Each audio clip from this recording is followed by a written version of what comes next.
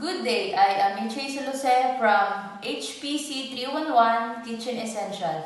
Today, I will demonstrate the proper way of sharpening a knife using a sharpening stone.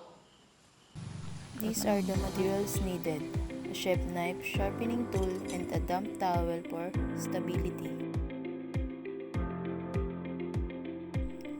I position the knife at a 15 to 20 degree angle. I apply gentle pressure while sliding the blade forward.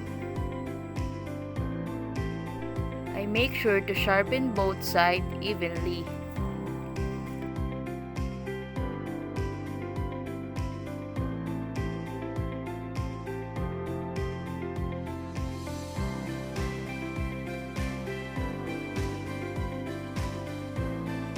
Now, I will test the sharpness using paper.